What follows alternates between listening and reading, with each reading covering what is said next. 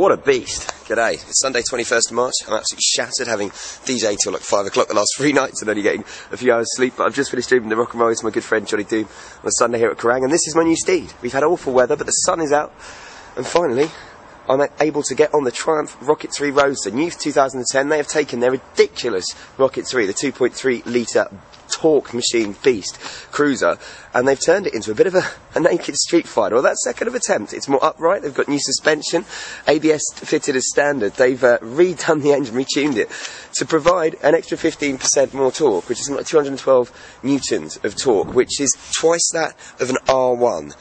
Okay, in an upright bike, they've moved the pegs a little bit further back, and as you can see, it comes in 2 colours. You're either matte black or gloss black. This one is gloss, and that's it, black, sexy, chrome.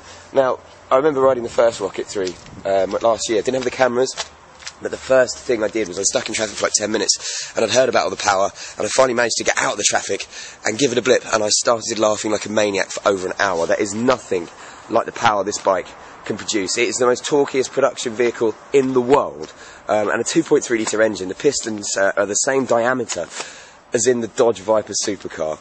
It's just ridiculous. It's a triple engine, obviously, new exhaust system as well, 3 into 2 at the back, makes it look a little bit tidier, and as you can see, styling wise, it's just beautiful. Now, the big thing about this though is that the old one could really quite handle as well, and it's a heavy beast, 370 odd kilos, but you could actually get it to go around corners, and it was quite smooth, and hopefully with the new forks and everything, this one will be even better. Anyway, my mission today is I'm going to Tamworth to test drive a Mazda RX-8 with a race driver, which will be quite cool. So the sun's out, I'm going to head up on the M6 and M42 and the A5, get to Tamworth, and see what I think of this beast. I've got the old onboard camera on, so I'm going to get some good footage. But first up, as always, let's just do a quick look around the bike. We've talked about the engine, talked about the fitted ABS now. You can see the dials, it's nice and simple. You've got your analog speedo, clock, it's adjustable for trip as well.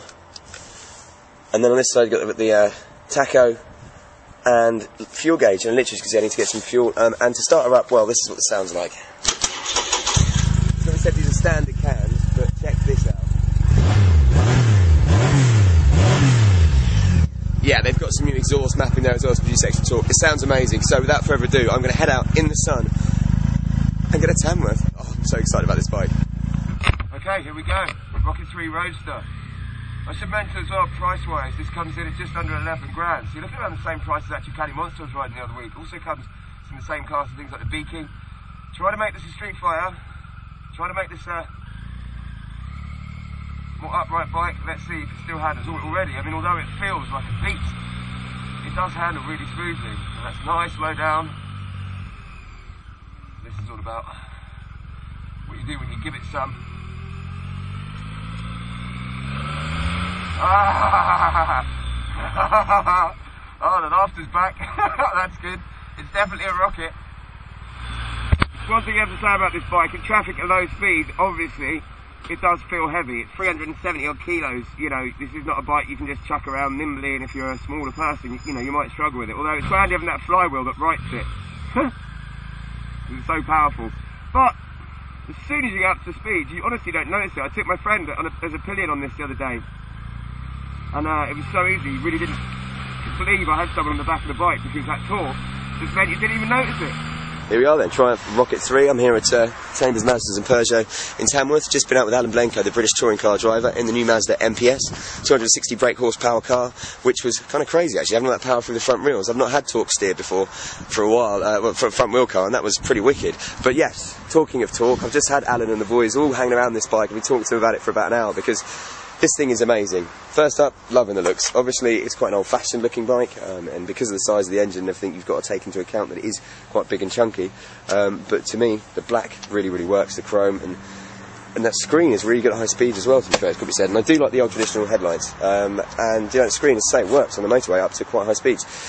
Let's talk about the bike, though. Let's talk about the torque on this, because you can't talk about the world's most powerful, torquiest motorbike without mentioning just exactly what that means. Let me give you an example. This is me before Rocket 3 riding. This is me after Rocket 3 riding.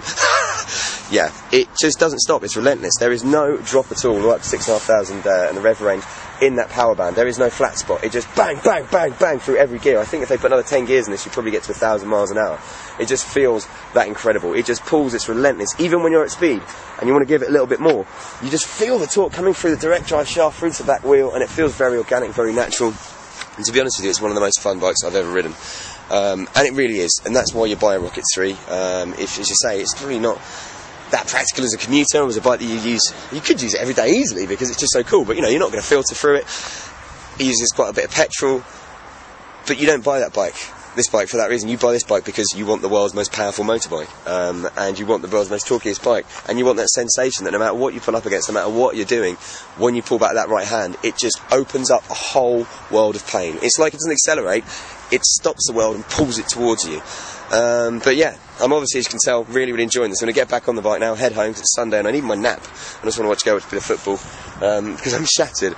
But it is brilliant. I'll try and get some more footage. As I say, handling's great, brakes great, that engine, wow. And what, 10.995 I think this is RRP. It's pretty good. And by making it more upright, it's got to be said, as I say, it's definitely feels you can flick it into corners a little bit more. But this is a beast of a bike, and there's only one thing to do with a beast of a bike, and that's to ride it. So I'm going to head back now. I'll catch you in a bit. So much fun, this bike. It really is a unique riding experience. I mean, I'd probably say the Triumph, the Thunderbird, is a better bike in my eyes, and as much as riding it, it's incredible, but this is just, I would always want a Rocket in my garage, because otherwise every bike you ride, you're just going to be thinking, just not as good as the Rocket. Great thing is, it's riding around like this, although it's obviously not as agile and as set up to the road as like a Street Fighter is, it still has a slight cruiser feel to it. But it definitely feels much more upright and a bit more sprightly than the old one. It's a big bike. But you know what, if you get this bike, you're not worried about the fact that it weighs 370 kilos. You're not worried about the fact that it's 10 grand. The fact it really isn't that much for all this machine. All you're worried about is the fact that you have the most powerful road bike in the world. That's not bad, really, is it? 2.3 litres, and sometimes it's all about power. Now the ride itself is incredibly comfortable. Sitting on this big old seat, even going over these dreaded spaghetti junction, it does fine. Now I personally would get the cans fixed straight away because the potential for noise in this thing is ridiculous. I had one before with off cans on. Unbelievable, but it still sounds good. It is. Anyway, I'm going to start now because the motorway, so I'm still coming to a road.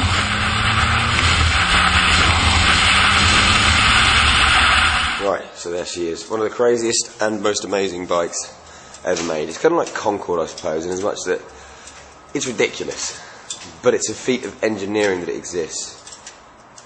It is beautiful. The Rocket 3 has brought me a lot of pleasure today. Where the sun is out, I can't tell you how much fun it is just to get on a bike like this and just, as I say, make the world disappear because you're just so quick and so powerful.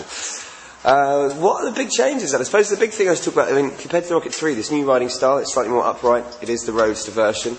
I loved the old one because it was a little bit chopper and it did feel crazy to be going as powerfully, as fast as you did and accelerate as quickly as you did with your feet so far forward. But it's got to be said, I think as a bike, as a riding experience, it's probably better that you are a little bit more upright, you are a little bit more centrally positioned because you can actually obviously tuck it into corners a little bit better. It does handle really, really well, I'm not going to lie. If you get it wrong, you know, obviously you want to point it into a corner and then you can let it come around, it will flow through smoothly, but you might find it, because of the weight, if you try and put power on, because there's so much power, it might start sliding out towards the outside. But it's just an amazing thing to ride, and it really has, and I couldn't have asked for a better day today. What a brilliant way to spend a Sunday, apart from the fact I'm shattered, but being driven around in a Mazda MPS by a British touring car driver, which was fast, by the way, and then cruising there and back on this. So, day one on the Rocket 3, this has made just an amazing impression. As I say, there is nothing else out there like it. I would recommend before you die, you test ride one of these, because it's unbelievable. And the fact that it's only 10,995 and not, you know, like 20 grand, because it's such a unique vehicle, is amazing. Anyway, I've had one day on this now. I've got to go take the Ducati back tomorrow to Ducati Coventry. I'm also getting a Harley Wide Glide dropped off to me, which could be interesting, because that's their new version, which is almost like a chopper and really, really nice, and it will be an excellent comparison next to the Triumph. So ride that for a couple of days, and well, that's pretty much my week plan ahead, and get back on this thing. So until then, my amigos, ride safe.